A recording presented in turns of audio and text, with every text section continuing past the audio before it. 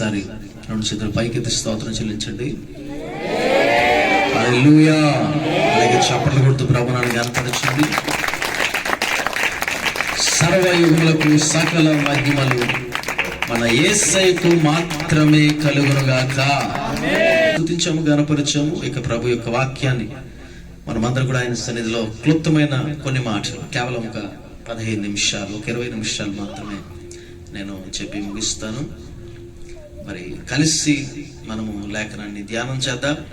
లూకాసు సువార్త 6వ అధ్యాయము 46వ వచనం నుంచి, లూకాసు సువార్త 6వ అధ్యాయం 46వ వచనం నుంచి 49 వరకు. నేను చెప్పు మాటల ప్రకారము మీరు చేయక ప్రభువా ప్రభువా అని నన్ను పిలుచుట ఎందుకు? నా యొద్దకు వచ్చి నా మాటలు విని వాటి చొప్పున చేయు ప్రతి వాడును ఎవని పోలియుండునో మీకు తెలియజేతును. వాడు ఇల్లు కట్టవలెనని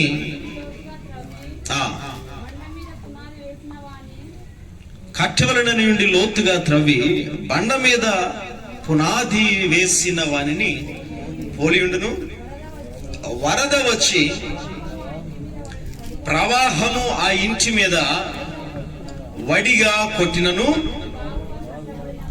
అది బాగుగా కట్టబడినందున దానిని కదిలింప లేకపోయాను. అయితే నా మాటలు వినియు చేయని వాడు పునాది వేయక నేల మీద ఇల్లు కట్టిన వానిని పోలియుండును.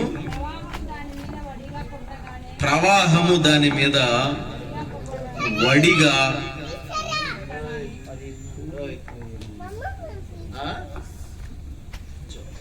అక్కమని కూర్చోవాలి, వెంటనే కూర్చోవాలి.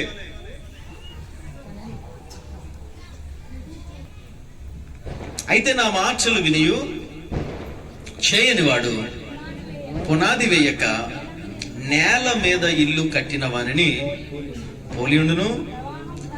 ప్రవాహము దాని మీద వడిగా కొట్టగానే అది కూలి పడెను. ఆ ఇంటి పాటు గొప్పదని చెప్పాను. ప్రభు మనందరితో మాట్లాడును గాక. ఆమేన్. ఇక్కడ ఉన్నారు అందరూ. ఇక్కడ కట్టాలి అనుకుంటున్న ఇల్లు ఏ ఇల్లు? ప్రభు దేని గురించి చెప్తున్నాడు, ఎవరి గురించి చెప్తున్నాడు అని అంటే, బాహ్యంగా కనపడుతున్న ఇంటి గురించి కాదు. కానీ ప్రభు మొదలు పెడుతూ ఏమన్నాడు అని అంటే, నా యొద్దకు వచ్చి నా మాటలు విని వాటి చొప్పున చేయు ప్రతి వాడును ఎవని పోలియుండునో. ఇది ఇంటి గురించా మనిషి గురించా చెప్పాలి? ఎవని అన్నాడు అంటే సింగులర్ ఫామ్, అవునా?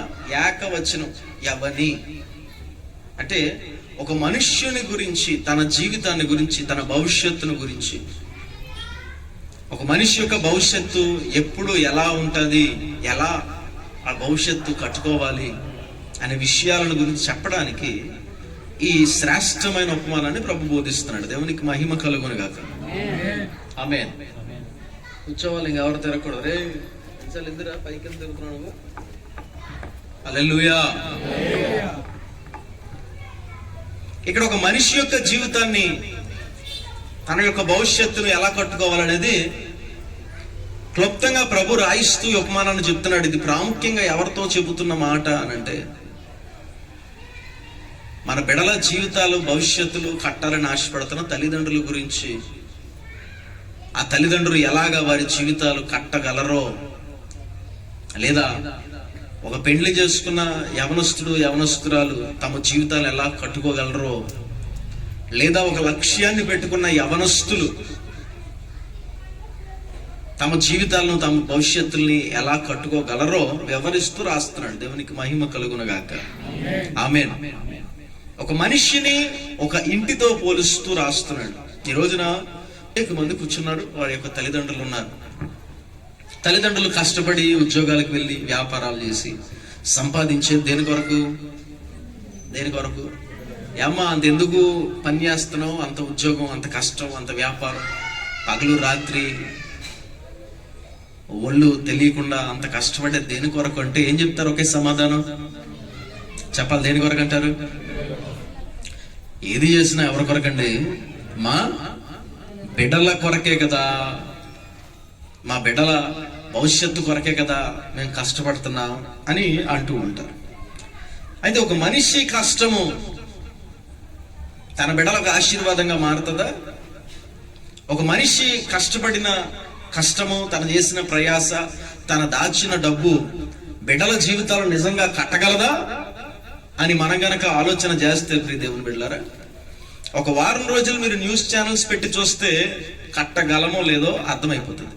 ఎందుకు ఈ మాట చెప్తున్నానంటే, ప్రతిరోజు న్యూస్ లో మనకు కనపడుతుంది ఎంతమంది యవనస్తులు. నిన్నటికి నిన్న మీరు చూసినట్లయితే శ్రీకాకుళం జిల్లాలో చక్కని యవనస్తుడు తన సొంత పెద్దమ్మని తల నరికి తలను మొండాన్ని వేరు చేసి స్టేషన్కి వెళ్ళి ఎస్ఐ ముందు లొంగిపోయాడు. ఎరా చంపేశామని అంటే ఎస్ఐతో చెప్తున్నాడు, మొండేమో తల వేరు చేశానండి. ఎంత వయసు ఉన్న యవనస్తుడు అంటే ఒక 20 ఏళ్ళు కూడా ఉండవు, పట్టుకొని 20 ఏళ్ళు కూడా ఉండవు. వాళ్ళ తల్లిదండ్రులు ఆ బిడ్డ యొక్క భవిష్యత్తు గురించి కష్టపడలేదంటారా? కష్టపడి ఉండరంటారా? మరి వాడు ఎందుకు అలా తయారయ్యాడు? నిన్నటికి నిన్న మీరు చూసినట్లయితే ఒక అభాగ్యుడు, ఒక చాలా మృగం లాంటి వాడు ఒక జాతరలో ఒక బిడ్డను గుడిలోకి తీసుకెళ్లి 3 సంవత్సరాల బిడ్డను, ఎంతమంది చూశారు? బిడ్డను పాడు చేసి ఆ బిడ్డ అరుస్తుంటే తీసుకెళ్లి పక్కన పాడేసి చంపేశాడు. యవనస్తుడు, ఆడికి పట్టుమని 16-17 ఏళ్ళు ఉంటాయి. వాడి యొక్క తల్లిదండ్రులు వాడి భవిష్యత్తు కొరకు కష్టపడి ఉంటారా? ఉండరంటారా? పోషించుంటారా? పెట్టుంటారా? మరెందుకు వాళ్ళ భవిష్యత్తులు జైలు పాలవుతున్నాయి? మరికొంతమంది ఈరోజు మనం చూసినట్లయితే తల్లిదండ్రులు అల్లారు ముద్దుగా గారంగా పెంచుకుని వారిని దగ్గరగా కాపాడుకుంటూ ఉంటే ఎక్కడికో టూర్లకు వెళ్ళి ప్రాణాలు తీసుకుంటున్న పరిస్థితులు చూసారా? చూడలేదా? నరుల కష్టము చేత యెహోవా ఆశీర్వాదం అధికము కాదు. ఏంటంట? నరుల కష్టము చేత నా బిడ్డలు దీవింపబడాలి, నా బిడ్డలు ఆశీర్వదింపబడాలి, నా బిడ్డల జీవితాలు కట్టబడాలి, లేదా నా కుటుంబం కట్టబడాలి, నా భవిష్యత్తు బాగుండాలి, నా కుటుంబం యొక్క భవిష్యత్తు బాగుండాలని ఆశపడుతున్న ప్రతి ఒక్కరు కూడా మీరు చేసే కష్టం వల్ల, మీరు పడే ప్రయాస వల్ల, మీరు దాచే డబ్బుల వల్ల, మీరు కట్టే లోన్ల వల్ల, మీరు తిప్పే ఆ రకరకాలైన వ్యాపార పద్ధతుల్లో సంపాదిస్తున్న డబ్బు వల్ల మా జీవితాలు, మా బిడ్డల జీవితాలు బాగుంటాయి అని కనుక మీరు అనుకుంటే అది ఒట్టి అవాస్తవమే. అది దేవుణ్ణి నమ్మిన వారైనా, దేవుణ్ణి నమ్మని వారైనా లోకములో నేడు రుజువు అవుతున్న సత్యం. అది లోకములో రుజువు అవుతున్న సత్యం. మరి ఇలాంటి సమయంలో, ఇలాంటి లోకములో ఒకవేళ మేము మా బిడ్డలు, మా భవిష్యత్తు, మా బిడ్డల భవిష్యత్తు బాగుండాలంటే, మా కుటుంబం పదిలంగా ఉండాలంటే ఏం చేయాలి అని అంటే ప్రభు చెప్తున్నాడు ఒక ఉపమానం. 2 మనుషులు ఇల్లు కట్టాలనుకున్నారట. 2 ఆశ ఏంటి? ఇల్లు కట్టాలని. ఒకడు ఇసుకలో కట్టుకున్నాడు. ఎక్కడ కట్టుకున్నాడు? ఇసుకలో కట్టుకున్నాడు. చాలా డబ్బు పెట్టి కట్టాడు, చాలా బలంగా కట్టాడు, దానికి కావలసిన అన్ని సమకూర్చుకున్నాడు, చాలా అద్భుతంగా నిర్మించుకున్నాడు, దాన్ని ఓపెనింగ్ చేసుకున్నాడు, నివాసం ఉంటున్నాడు. ఇంకొకడు బండ మీద కట్టాడు. ఒకడు పునాది ఇసుకలో వేశాడు, ఇంకొకటి ఎక్కడ వేశాడు? బండ మీద వేశాడు. గాలి వచ్చింది, తుఫాన్ వచ్చింది, వరద వచ్చింది, ఇసుక మీద కట్టిన ఇల్లు ఏమైపోయిందట? కొట్టుకుపోయిందట. బండ మీద కట్టుకుని ఇల్లు ఎలా ఉందట? అది స్థిరంగా ఉంది. పునాది ప్రాముఖ్యమైనదని ప్రభు సెలవిస్తూ ఒకటి జీవితంలో బేస్మెంట్ ఎంత బాగుంటే వాడి యొక్క ఎదుగుదల అంత బాగుంటది. దేవునికి స్తోత్రం. బేస్మెంట్ అనగానే మనం అనుకుంటాం, పునాది అనగానే మనం అనుకుంటాం మన బిడ్డలను కష్టపడి పెద్ద పెద్ద కార్పొరేట్ స్కూల్లో చదివిస్తే వాడి భవిష్యత్తు బాగుంటది అని ఆశపడి చాలా కష్టపడి అప్పులు తెచ్చి అయి తెచ్చి ఇది తెచ్చి పిల్లల్ని ఈరోజు ఎల్కేజీ చదివించాలంటే ఎంత అవుతుంది? ఫస్ట్ క్లాస్ చదివించాలంటే ఎంత అవుతుంది? కష్టపడి పెద్ద పెద్ద స్కూళ్ళలో వేశారు, 10th క్లాస్, ఇంటర్. పోయిన సంవత్సరం రిజల్ట్స్ ఏమైనా చూసారా? మీకు అర్థమవుతున్నాయి నా మాటలు? అర్థమవుతున్నాయా? మనమేదో మన పిల్లల భవిష్యత్తులు తీర్చిదిద్దేద్దామంటే జరిగే పరిస్థితులు కాదు. నువ్వు బాగా చదివించి ఒకవేళ వారికి మంచి ఉద్యోగం వచ్చేలా చేయగలవేమో, కానీ వాళ్ళ జీవితానికి గ్యారెంటీ మాత్రం నువ్వు ఇవ్వలేవు. దేవుడు ఇస్తున్నాడు ఖచ్చితమైన గ్యారెంటీ. నువ్వు కుటుంబానికి ఉండాలంటే ఏం చేయాలయ్యానంటే, నీ పునాది బాగుండాలి. ఏం బాగుండాలి? నీ బేస్మెంట్. ఏంటండి బేస్మెంట్? స్కూలా? కాదు. ఏంటి బేస్మెంట్? వారి కోసం వేసిన ఫిక్స్డా? కాదు.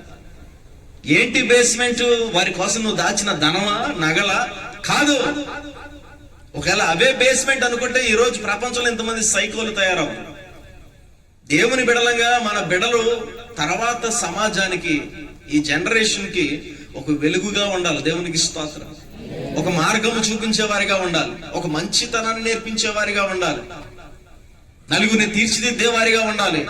అలా ఉండాలి అని గనక నువ్వు ఆశపడితే, నీ కుటుంబం అలా కట్టబడాలని ఆశపడితే, ప్రభు అంటున్నాడు నువ్వెక్కడ పునాది వేసుకోవాలి? బండ మీద. ఏంటా బండ అంటే క్రీస్తే బండ. దేవునికి స్తోత్రం. ఏంటి క్రీస్తును బండ? యేసుక్రీస్తు సిలువ మెడలో వేసుకుంటేనా? కాదు. పట్టం ఇంట్లో పెట్టుకుంటేనా? కాదు. బండ మీద పునాది వేసుకోవడం అంటే ఏంటి అని అంటే రాయిస్తున్నాడు ప్రభు. ప్రభువా ప్రభువా అని పిలుచువాడు కాదు, నా మాటలు ఎవడైతే విని దాన్ని శ్రద్ధగా గైకొంటాడో వాడే బండ మీద పునాది వేసిన వాడు. దేవునికి స్తోత్రం. హల్లెలూయా. నా మాట విని శ్రద్ధగా దానిని, 3 మాటలు మీకు జ్ఞాపకం చేసి ముగించేస్తాను అంతే, పెద్దగా వాక్యం చెప్పను. 3 మాటలు. ఒకటేంటి? నా మాటలు విని. ఫస్ట్ నా మాటలు విని. రెండేంటి? శ్రద్ధ. 3దేంటి? గైకొనుట. దేవునికి స్తోత్రం. పునాది ఎలా వేసుకోవాలంటే 3 పాయింట్లు చెప్తున్నాడు దేవుడు. ముందేం చేయమంటాడు? నా మాట వినాలి అంటున్నాడు. దేవునికి స్తోత్రం. నీ బిడ్డలకు మంచి పునాది భవిష్యత్తు కొరకు వేయాలని ఆశపడితే, నువ్వు ఒక సెల్ ఫోన్ ఇచ్చి వాళ్ళని రీల్స్ చూసుకోరని నాయన వదిలిపెట్టకూడదు. వాక్యం చెప్తుంది వినుట వినుట వలన ఏం కలుగుతుంది? విశ్వాసం కలుగుతుంది. వినుట దేవుని గురించిన మాట. దేవునికి స్తోత్రం. దేన్ని వినమంటున్నాడు? ఎంతమంది ఇక్కడ మీ బిడ్డలకు రోజు వాక్యం వినిపిస్తున్నారు? అవుతుందా మీ వలన? ఎక్కడ వినాలి? వారికి వాక్యం రోజు వినిపించే స్థలం ఏది? నీ ఇంటిలో ఒక ఫ్యామిలీ ప్రేయర్ రోజు జరగాలి. దేవునికి స్తోత్రం. హల్లెలూయా. నువ్వు నీ బిడ్డలకు మంచి పునాది వేయాలనుకుంటే, తల్లిగా తండ్రిగా రోజు నీ ఇంట్లో ఒక కుటుంబ కూడిక పెట్టుకుని వారితో వాక్యాన్ని పంచుకునే స్థానంలో తండ్రిగా నువ్వు ఉండాలి, తల్లిగా నువ్వు ఉండాలి. దేవునికి స్తోత్రం. మరి ప్రాముఖ్యంగా ప్రతి ఆదివారం దైవజనుడు వాక్యం చెప్తుండగా ఆ స్థలంలో నువ్వు, నీ భార్య, నీ బిడ్డలు కలిసి కూర్చుని వినాలి. దేవునికి స్తోత్రం. ఫౌండేషన్ లో, పునాదిలో మొట్టమొదటి పాఠం ఏంటయ్యా, మొట్టమొదటి పాయింట్ అయ్యానంటే వినడమే. దేవునికి మహిమ కలుగునుగాక. ఏం చేయాలి? వినుటకు నువ్వు తరలి రావాలి. దేవునికి మహిమ కలుగునుగాక. వినుటకు నువ్వు సమయాన్ని కేటాయించాలి. వినుటకు నువ్వు దేవుని సన్నిధిలో కూర్చోవాలి. నీ బిడలకు పునాది వేసే అవకాశం ప్రభు నీకే ఇచ్చాడు. దేవునికి స్తోత్రం. అది జరగకుండానంట, వినటం అనేది జరగకుండా ఏమంటున్నాడు? ప్రభువా, చదవండి అక్కడ, ప్రభువా ప్రభువా పిలుచుట ఎందుకు? గమనించండి. ఏమంటున్నాడు అంటే రోజు మోకరించి ప్రార్థన చేసి ప్రభువా ప్రభువా ప్రభువా అని ఆయన్ని పిలుచుట ఎందుకు అని అడుగుతున్నాడు. పునాది లేకుండా నీ బిడలకు దేవుని గురించిన వార్తను వినడానికి వెసులుబాటు నువ్వు కల్పించకుండా, లేదా నువ్వు దేవుని వాక్యాన్ని విని నువ్వు మందిరానికి వచ్చి నువ్వు వాక్యం విని ఆ వాక్యాన్ని నీ బిడలతో పంచుకుని వివరించి చెప్పే స్థానములో తల్లిగా తండ్రిగా నువ్వు లేకుండా, అర్థమవుతుందా? బంగారం కొనుట ఎందుకు? వేలు పోసి బట్టలు కొంటాయి ఎందుకు? అవన్నీ అక్కడికి రావు భవిష్యత్తులో. ఇప్పటికే ఇదివరకు చిన్న బిడ్డల దగ్గరికి వచ్చి పిలిచి మాట్లాడి ఆ ముద్దు చేసే పరిస్థితి ఉండేది. ఇప్పుడు పిలిస్తే కూర్చోబెట్టుకుంటే ఆడు ఏమంటాడని భయం. 6 సంవత్సరాలు 5 సంవత్సరాలు దాటితే ఆడి నోట్లో ఉన్న బూతులు ఎవరి నోట్లో కనబడట్లా. పచ్చి బూతులు చిన్నపిల్లలు మాట్లాడుతున్నారు. కాలేజీకి వెళ్ళే పిల్లలు చేసే స్టైల్ అంతా చిన్నపిల్లలు చేస్తున్నారు. ఇదివరకు మన పిల్లలకి మా చిన్నప్పుడు పిల్లలకి ఏం తెలుసు? 2 జడలు ఓ పిల్లక. ఈరోజు చిన్న పిల్లలు పిలిచి అడుగు, పఫ్ హెయిర్, పక్క హెయిర్, లూజ్ హెయిర్, రింగ్ జడలు. అంటే హీరోయిన్కి తెలిసిన స్టైల్ అని దానికి తెలుసు, బొట్టదానికి. అంటే ఈ జనరేషన్ నెక్స్ట్ ఒక 10 సంవత్సరాలు ఎలాగుంటుంది తెలుసా? యానిమల్స్ తిరుగుతున్నట్టు ఉంటుంది వీళ్ళని చూస్తే. మనం ఇంకో 10 సంవత్సరాల తర్వాత, ఇప్పుడు తరం ఎదిగిన తర్వాత యవనస్తులను చూస్తే ఇంకో 10, అంటే ఇప్పుడు చిన్నపిల్లలు 10 సంవత్సరాల తర్వాత యవనస్తులు అవుతారు. అలా చూస్తే జూలో పశువులు తిరిగినట్టు తిరుగుతారు. ఇప్పటికీ తిరుగుతున్నారు. అలా రోడ్డుకి వెళ్ళి సెంటర్లో నిలబడండి. ఇదివరకు పెద్దవాళ్ళు వస్తే సిగరెట్ కాలుస్తున్న యవనస్తుడు కూడా సిగరెట్ అలా మలుచుకుని వెనకాల పెట్టుకునే పరిస్థితి ఉండేది ఇదివరకు. అప్పుడు కూడా కాల్చేవారు. ఇప్పుడు ఎలాగుంది? నువ్వు పక్కన నుంచి ఉంటే నీ మొహం మీద ఊతాడు ఉఫ్ అని. ఎందుకు ఊతున్నారా? మనం కొనిచ్చావు అంటాడు. ఇప్పుడు జనరేషన్ అది. 10 సంవత్సరాల తర్వాత జనరేషన్ మీరు అసలు ఊహించలేదు. వాళ్ళ పరిస్థితి ఇంకా ఘోరంగా ఉంటుంది. ఆ ఘోరమైన జనరేషన్ లో మన బిడ్డలు ఉండకూడదు. దేవునికి స్తోత్రం. ఉండకూడదంటే ఏం చేయాలి? పునాది బాగుండాలి. వాళ్ళకి పునాదులు వేయాలంటే నీ పునాది బాగుండి ఏడవాలి. ఎవరు పునాది? తల్లిదండ్రులుగా మీ పునాది బాగుండాలి. పునాదిలో మొట్టమొదటి మెట్టేంటి? మనం ఇల్లు కడతాం, పునాది వేస్తాం. ఒకేసారి పునాదిని కట్టేస్తామా? దానికి ఫస్ట్ ఏం చేస్తాం? గుంటలు అవుతాం. అవునా? పునాది వేయాలంటే ఫస్ట్ ఏం చేస్తాం? ఆ గుంట తవ్వడమే, అంటే లోతుకి వెళ్ళడమే. అది వినడంతో సమానం. దేవునికి స్తోత్రం. ఈ బిడ్డలకు పునాది వేయాలంటే ముందు ఏం చేయాలి? నువ్వు శ్రేష్టమైన ఉపదేశాన్ని ముందు శ్రద్ధగా నువ్వేం చేయాలి? ముందు వినాలి. నువ్వు ముందు వినాలి.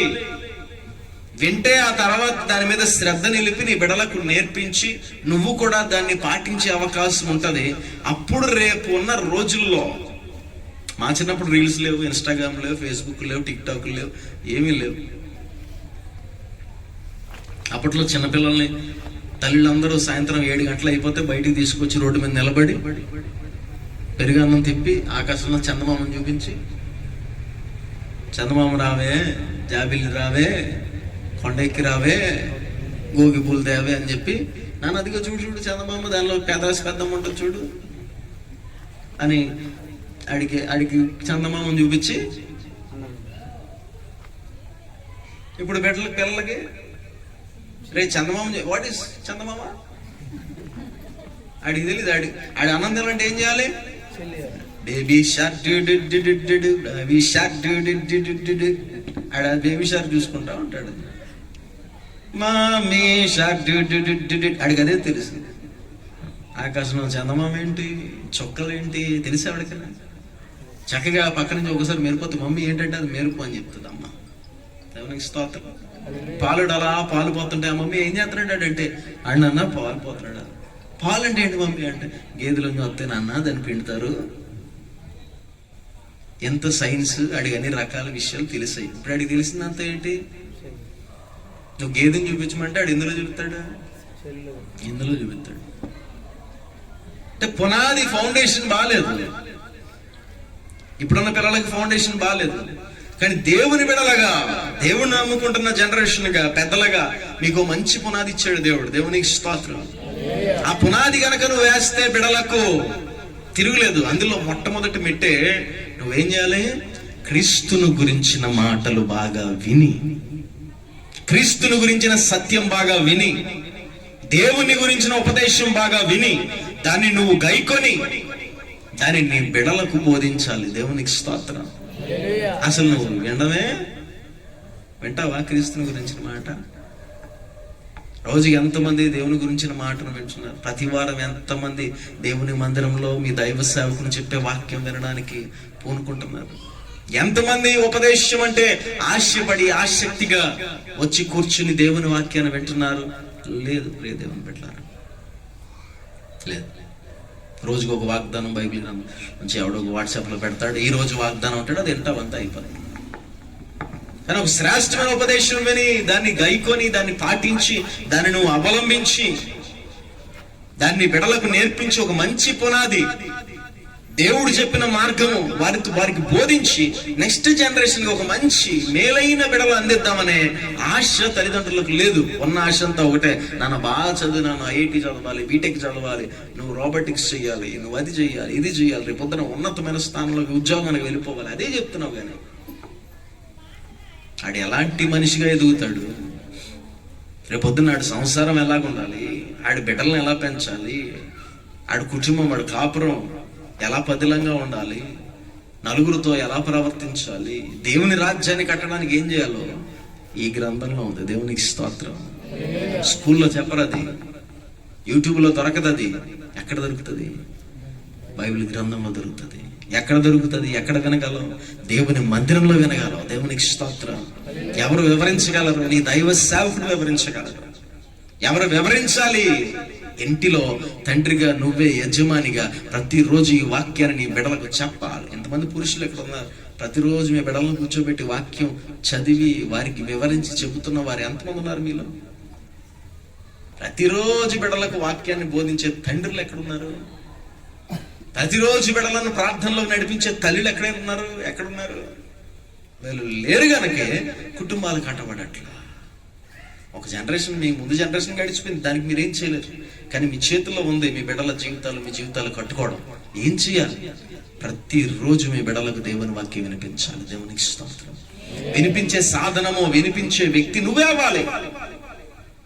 వారిని కూర్చోబెట్టరే ఒక అరగంట నేను చెప్పే దేవుని మాటలు విను, ఆ తర్వాత భోజనం పెడతానన్నారు. ఇది ప్రతి కుటుంబంలో జరగాలి. బిడ్డలను ఆ రీతిగా పెంచాలి. దేవుని గురించిన మాటలు అందిస్తూ పెంచాలి. మా చిన్నతనంలోనే ఆంధ్ర క్రైస్తవ కీర్తనలో సగం వచ్చేసి మా అమ్మగారు రోజు ఒక ఆంధ్ర క్రైస్తవ కీర్తనలో ఒక కీర్తన నేర్పించేసేది. పాట ఆవిడకి పాడడం రాదు, పాటలు రావు మా అమ్మగారికి. ఆవిడకి వచ్చినట్టుగానే నేర్పించేసేది. నువ్వేం నేర్పిస్తున్నావు బిడ్డలకి? ఒక 10 నిమిషాలు దేవుని గురించి విషయం మాట్లాడతావా? లేదు. ఈరోజు నీ సోకులు చేసుకోవడానికి, నీ చీరలు చూసుకోవడానికి, నీవు గోడలు పెట్టుకోవడానికి, నువ్వు డబ్బు సంపాదించడానికి సరిపోతుంటే దరిద్రం అంతా. నీ బిడ్డల జీవితాలు ఎలా కట్టబడతాయి? స్కూల్లోకి వెళ్తే కట్టబడద్దా? కాలేజీలోకి వెళ్తే కట్టబడద్దా? కట్టబడదు. ప్రియ దేవుని బిడ్డలారా, మనం చదివించి హాస్టల్కి పంపించడం, చదువుకోవడానికి పంపిస్తుంటే ఆడు నిజంగా చదివి రావట్లేదు. ఇదివరకు కాలం ఒక బిడ్డను బయటికి చదవడానికి పంపిస్తే ఆడు చదువుకుని రాడు. ఆడు అలవాట్లు నేర్చుకుని, ఆడు వ్యభిచారం నేర్చుకుని, ఆడు ప్రేమల్లో పడి స్త్రీ అయినా పురుషుడైనా శరీరాలను పాడు చేసుకుని వస్తున్నారు ఇంటికి. చదువు ఒక డిగ్రీ, ఆ డిగ్రీతో పాటు సకల పాపాలు తీసుకుని వస్తున్నారు. ఎందుకు తెస్తున్నారు? చిన్నప్పటి నుంచి నువ్వు ఇంట్లో ఆడికి వాక్యం నేర్పలేదు, వినేలా చేయలేదు, అసలు నువ్వు వినలేదు. నీ బతుకు నువ్వు మార్చుకోలేదు, నీ బిడ్డల జీవితాలు కూడా మార్చలేకపోతున్నావు. నా మాట్లాడుతున్నాను. కుటుంబాలు కట్టబడాలంటే ప్రియ దేవుని బిడ్డ ఎలాంటి కూడికలకు వచ్చో, మందిరానికి వచ్చో, ప్రభువా ప్రభు అంటే కట్టబడవు. దేవుని వాక్యాన్ని ముందు విను. దేవునికి స్తోత్రం. శ్రద్ధగా విను. రెండవది, దేవునికి మహిమ కలుగునుగాక. కథాకాలక్షేపంలాగా కూర్చుని ఇష్టానుసారంగా వినడం కాదు. దేవుని పని అంటే, దేవుని వాక్యం అంటే, దేవుని ఆరాధన అంటే, దైవ సన్నిధి అంటే ఏం కావాలి? శ్రద్ధ కావాలి. ఏం కావాలి? కాన్సన్ట్రేషన్ కావాలి. దేవునికి స్తోత్రం. సేవకుని చూస్తూ శ్రద్ధగా వింటారు. ఇక్కడ ఉంటారు అంతే, ఇక్కడ ఉండరు. మధ్య మధ్యలో హల్లెలూయా అన్నప్పుడు హల్లెలూయా, దేవుని వాక్యం హల్లెలూయా. మనం నేర్చుకోవలసింది, మనం సొసైటీకి తిరిగి ఇవ్వాల్సింది చాలా ఉంది. అది జరగాలంటే అది కేవలము నేర్పించే ఏకైక గ్రంథం ఈ జీవ గ్రంథం. దేవునికి మహిమ కలుగునుగాక. దీనికి మించిన పునాది ఇంకోటి ఏది లేదు ప్రియ దేవుని బిడ్డలారా. దేవునికి మహిమ కలుగునుగాక. ఆమేన్. ఈ పునాది కనుక నీ బిడ్డలకు వేసి నువ్వు పెంచితే రానున్న భయంకరమైన తరములో నీ బిడ్డలు సర్వైవ్ అవుతారు. చూడండి, కొరింథీయులకు రాసిన మొదటి పత్రిక 3వ అధ్యాయం 10వ వచనం. కొరింథీయులకు రాసిన మొదటి పత్రిక 3వ అధ్యాయం 10వ వచనం. 3వ అధ్యాయం 10వ వచనం. దేవుడు నాకు అనుగ్రహించిన కృప చొప్పున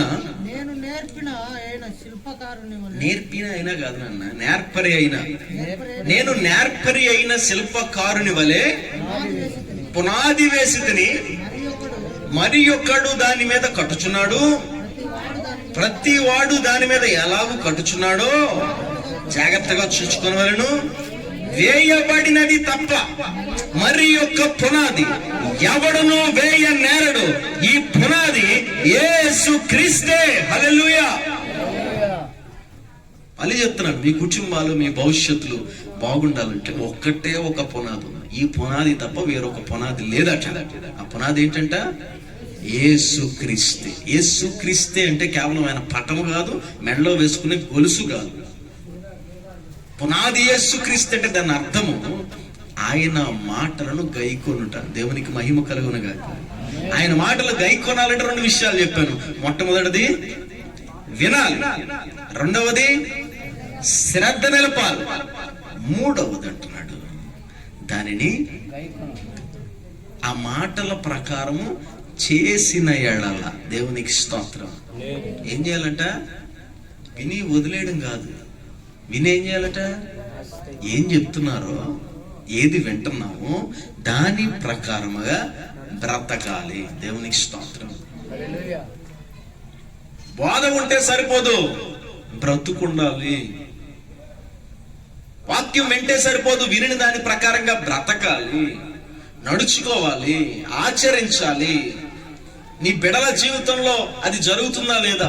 నీ జీవితంలో అది జరుగుతుందా లేదా? నువ్వు వింటున్నావు, వెళ్ళిపోతున్నావు, ఆశీర్వాదాల కొరకు ప్రభువా ప్రభువా అంటున్నావు, కార్యం కొరకు వస్తున్నావు, కార్యం జరిగితే పోతున్నావు. అది కాదు. నువ్వు నీ కుటుంబము పదిలంగా కట్టబడాలి అంటే దేవుని వాక్యాన్ని వినుటకు రావాలి, దేవుని వాక్యం మీద శ్రద్ధ నిలపాలి. మూడవది, ఆ వాక్యము నీ కుటుంబంలోను, నీ బిడల జీవితాల్లోను, నీ భర్త జీవితంలోను, భార్య జీవితంలో వర్ధిల్లుతూ ఉండాలి. దేవునికి స్తోత్రం. నీ ఇంటిలో అది కార్యరూపము దాల్చాలి, దాన్ని ప్రాక్టీస్ లోకి తీసుకురావాలి. వింటే సరిపోదు. నీ కడుపు నొప్పి వచ్చింది, డాక్టర్ దగ్గరికి వెళ్ళావు, టాబ్లెట్స్ ఇచ్చాడు, 3 పూటలా వేసుకోమన్నాడు, విన్నావు, వచ్చేసావు, కడుపు నొప్పి తగ్గిపోద్దా? ఏం చేయాలి? డాక్టర్ చెప్పినట్టుగా 3 పూటలు దాన్ని. డాక్టర్ గారు తగ్గాలండి అంటే తగ్గదు. ప్రభువా ప్రభువా అని పిలిస్తే పనవదు అంటున్నాడు. దేవునికి మహిమ కలుగును గాక. ప్రభువా ప్రభువా అని పిలుచుట ఎందుకు అంటున్నాడు అంటే మానే అంటున్నాడు. ప్రభువా నా బిడ్డలను దీవించు ప్రభా, ప్రభువా నా బిడ్డలను ఆశీర్వదించు ప్రభా అని నువ్వు అడగక్కర్లేదు. ఒకవేళ వినడానికి ఆసక్తి చూపించు. దేవుని వాక్యం అంటే, మందిరం అంటే, దైవజనుడు అంటే, ఉపదేశం అంటే శ్రద్ధ నీకు లేకపోతే అసలు నువ్వు ప్రభువా ప్రభువా అని పిలవక్కర్లేదు అన్నాడు. ఎందుకు పిలుస్తున్నావు? ఆయన వినడు. ఒకవేళ దేవుని విషయాల మీద శ్రద్ధ నిలపకపోతే నువ్వు ప్రభువా ప్రభువా నా కుటుంబాన్ని దీవించని అడగొద్దు. ఎందుకు అడుగుతున్నావు? ఆయన వినడు. ఒకవేళ విన్న వాక్య ప్రకారంగా జీవించకపోతే ప్రభువా ప్రభువా అని అరవద్దు అంటున్నాడు. ఎందుకు? నీ నోరు నొప్పి వృధా అంటున్నాడు. పిలుచుట ఎందుకు? నీ బిడ్డలు దేవుని వాక్య ప్రకారంగా బ్రతుకుతున్నారా? వారు నడవలసిన త్రోవ వారికి నేర్పిస్తున్నావు. వాక్యం అడగదు, బాలుడు తన నడవలసిన త్రోవను వాడు చిన్నగా ఉన్నప్పుడే నేర్పించండి, పెద్దవాడైనప్పుడు దాని నుండి వాడు తొలగిపోడు. ఎంతమంది మీ బిడ్డల జీవితాల్లో దేవుని వాక్యం నెరవేరుతుంది? ఎప్పుడైనా అసలు వేశారా? లిస్ట్ వేసుకున్నారా ఎప్పుడైనా? ఎంత వాక్యం నా బిడ్డల జీవితాల్లో నెరవేరుతుంది? ఎంత వాక్యం నెరవేరుతుంది? ఆ నెరవేర్పు కొరకు నేను ఎంత కృషి చేస్తున్నాను? ఒక గొప్ప దైవజనుడు ఉన్నాడు. ఆయన బిడ్డ ఏదైనా అడిగినప్పుడు అనేవాడట, నాన్న నాకు పలానా బాక్స్ కావాలన్నా, పెన్ కావాలన్నా అంటే తీసుకెళ్ళి కొనివ్వకుండా అనేవాడంట, నాన్న నువ్వు ప్రార్థన చేయి నాన్న, నన్ను ఎందుకు అడుగుతున్నావు? దేవుడిని అడుగు, దేవుడు ఇస్తాడు అనేవాడు. దేవునికి స్తోత్రం. వాడు 1 వారం రోజులు ఇంట్లో ప్రార్థన చేసి దేవుడిని అడుగుతా ఉంటే దాన్ని చూసి వారం తర్వాత తెచ్చి ఇచ్చేవాడంట. నాన్న ఇదిగో నువ్వు ప్రార్థన చేస్తావు కదా, దేవుడు ఇచ్చేవాడు. ఆ తర్వాత ఆ బిడ్డ పెద్ద దైవజనుడు అయ్యాడు, చాలా గొప్ప కార్యాలు చేశాడు. అప్పుడు అతను ఇంటర్వ్యూ చేశాడు, అయ్యా ఇంత గొప్ప కార్యాలు, ఎంత పెద్ద పెద్ద మందిరాలు, ఎంతమంది జీవితాలు మీరు ఎలా కట్టారయ్యా అంటే అతను అన్నాడట, నాకు ఏ కష్టం వచ్చినా, నాకు ఏది కావాలన్నా నేను మనుషుల వైపు చూడలేదు, నేను దేవుడి వైపు చూశాను. దానికి కారణం ఒకటే, చిన్నతనంలో మా నాన్న నేను అడిగింది ఏది కూడా అడగగానే కొనేవాళ్ళ. ముందు మా నాన్న చెప్పేవాడు, ఏం చెప్పేవాడు? ప్రార్థన చెయ్యి, నన్ను అడగకు, ఎవరిస్తారు? ఇచ్చేవాడిని. తండ్రి ఎందుకు అలా చేశాడంటే, ఏ కష్టం వచ్చినా దేవుణ్ణి అడగాలనేది నేర్పించడానికి ఆ బిడ్డకు అలా ట్రైనింగ్ ఇచ్చాడు. దేవునికి స్తోత్రం. అంటే చిన్న వయసు నుంచి దేవుని యొక్క క్రమంలో నడిపించాలి, వాక్యం వాడి జీవితంలో నెరవేరాలని తండ్రి ఆశపడ్డాడు. మీలో ఎంతమంది తండ్రులు అలాంటి తండ్రులు ఉన్నారు? అలా ఉంటే మీరు ధన్యులు, లేకపోతే మీరు అన్యులు. మీలో ఎంతమంది తల్లులు అలాంటి తల్లులు? మీరు ధన్యులైన తండ్రులా, అన్యులైన తండ్రులా? ఊరుగొండ పాస్టర్ గారు, మాకే దిక్కు లేదు, మాకే భక్తి లేదు, మాకే వాక్య ధ్యానం లేదు, మాకే ఉపదేశం లేదు, మాకే మందిరం లేదు, మాకే శ్రద్ధ లేదు, మా పిల్లలకి ఏం నేర్పుతాం, గాడిద గుడ్డ అంటారా? మీ పునాది గట్టిగా వేసుకోవడం ఈ రోజు నుంచైనా ప్రారంభించండి. పిల్లలు పెద్దోళ్ళు అయిపోతున్నా తాగుతున్న తండ్రులు లేరా? బాధ్యత లేని ప్యాకెట్లు ఆడే తల్లిదండ్రులు లేరా? ఇష్టానుసంగా రోడ్ల మీద గొడవలకి వెళ్ళే తల్లులు లేరా? పిల్లలు పెద్దోళ్ళు అవుతున్నా సరే ఇష్టానుసారంగా బ్రతికే తల్లిదండ్రులు లేరా? వారి పునాదులు బాగాలేదు. వాడి తల్లిదండ్రులు వారికి చిన్నతనం నుంచి నేర్పించుంటే వారి పునాదులు బాగుండే. రేపొద్దున నీ బిడ్డల పునాదులు బాగుండాలంటే క్రీస్తును బండ మీద కట్టు. దేవునికి స్తోత్రం. వాక్యం మీద కట్టు పునాది. నువ్వు దేవుని యొక్క వాక్యం విను, శ్రద్ధ నేర్పు. మూడవది, నీ ఇంటిలో అది జరుగుతుందో లేదో చాలా జాగ్రత్తగా దృష్టించు. జరుగుతుందా నీ బిడ్డ జీవితాల్లో వాక్యం శ్రద్ధగా జరగకుండానే, నీ బిడ్డల జీవితాల్లో వాక్యాలు నెరవేరకుండానే వాడు ఒకవేళ చదివేస్తుంటే, వాడు ర్యాంకులు తెచ్చేసుకుంటే దాని గురించి మురిసిపోకు. రేపొద్దున వాడు క్రిమినల్గా తయారవుతాడు. నిన్ను ఎడంగాలతో తన్ని ఇంట్లో నుంచి బయటికి గంటే వాడిగా తయారవుతాడు. నీకేమాత్రం సుఖమో సమాధానం ఇవ్వని ఒక శోధకుడిగా తయారవుతాడు నీ జీవితానికి. ఎంత చదువుతున్నాడు, ఎన్ని టాలెంట్స్ ఉన్నాయని కాదు నీ బిడ్డలో చూడాల్సింది. ఎంత డబ్బు సంపాదిస్తున్నాను, ఎంత ఫిక్స్డ్లో దాచాను, ఎంత బ్యాంకులో ఉందని కాదు నువ్వు చూడాల్సింది. నీ ఇంటిలో దేవుని నీతి, దేవుని వాక్యం ఎంత నెరవేరుతుందని కుటుంబంగా కూర్చుని ఆలోచించుకోండి.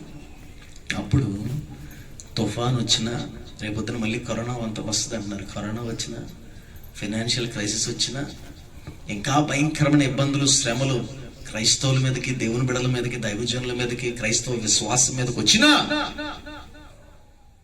నువ్వేం చేస్తావు? కూలిపో. ఎలా నిలబడతావు?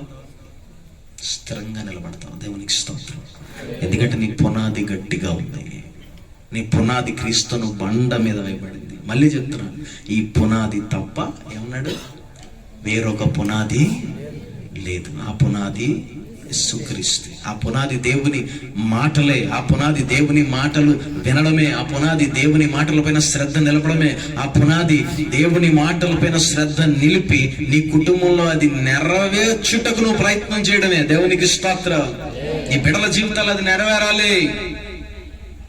చాలాసార్లు చెప్పాను నేను చర్చిలో, కనీసం ఒక అధ్యాయం చదవకుండా టిఫిన్ పెట్టొద్దు, భోజనం పెట్టొద్దని. మరి ఎంతమంది పాటిస్తున్నారు అది? మీ పిల్లలకు మీరే ఒక వెలుగును చూపించే అసలైన టీచర్స్, గురువులు మీరే. దేవునికి స్తోత్రం. బర్త్డేలు చేయడం వల్ల, బట్టలు కొనించడం వల్ల, ఫిక్స్డ్లు దాయడం వల్ల బతుకులు బాగుపడవు. అదేంటి పాస్టర్ గారు దీవిస్తారు అనుకుంటే ఇలాగ అంటున్నారు? అసలైన మ్యాటర్ చెప్పేసి వెళ్ళిపోవడం మన స్టైల్. దేవునికి స్తోత్రం. వాళ్ళు ఇష్టారంగా బతుకుతుంటే నేను దీవింతానంటే దీవించబడిపోతారా? పునాది లేకుండా దేవుని బిడలాగా మన కుటుంబాలు కట్టబడాలంటే ఏముండాలి? మనకి పునాది, స్థిరమైన పునాది ఉండాలి. దేని మీద ఉండాలి? పునాది క్రీస్తును బండ మీద ఉండాలి. ఏంటా బండ, ఏంటా పునాది? దేవుని మాటలు విని శ్రద్ధ నిలిపి దాని ప్రకారంగా బ్రతకాలి. దేవునికి స్తోత్రం. వాక్య ప్రకారమైన జీవితం ఇంట్లో ఉండాలి. దేవుని వాక్యం గద్దిస్తున్నప్పుడు, దైవజనుడు గద్దిస్తున్నప్పుడు, వాక్యము నేర్పిస్తున్నప్పుడు నేర్చుకుని దాని ప్రకారంగా నువ్వు బ్రతికితేనే రేపన్న దినాన్న నీ కుటుంబం పదిలంగా ఉంటుంది. లేకపోతే అది ఖచ్చితంగా కూలిపోద్ది అంటున్నాడు. ఆఖరి మాట, ఆ ఇంటి పాటు గొప్ప అని రాయించాడు. ఏంటట? ఆ ఇంటి పాటు, ఆ కుటుంబం స్థితి చాలా భయంకరం. అలా చెదిరిపోయిన కుటుంబాలు చాలా చూస్తున్నాం, చాలా చూశాను. అలాంటి చెదిరిపోయే కుటుంబంలో మీ కుటుంబం ఉండకూడనుగాక. ఉండకుండా ఉండాలంటే ఏం చేయాలి? తల్లిగా, తండ్రిగా దేవుని వాక్యం వినడానికి శ్రద్ధ నిలుపు, మందిరంకి పరిగెట్టు, దైవజనుడు ఎక్కడ వాక్యం చెప్తున్నా అక్కడ కూర్చో, ప్రతి ఆదివారం సంఘంలో కనపడు, వాక్యం విను, వినిపించు, నేర్చుకో, దాన్ని ఆచరించు. ఇప్పుడు మీ కుటుంబాలన్నీ పదిలంగా ఉంటాయి. అట్టి కృప ప్రభు మనందరికీ అనుగ్రహించునుగాక. కన్ను మూసుకుందాం, ప్రార్థనలో ఏకీవిద్దాం. ప్రభు మాట్లాడిన ప్రతి మాటను బట్టి ప్రభుని స్తుతిస్తూ, గనపరుస్తూ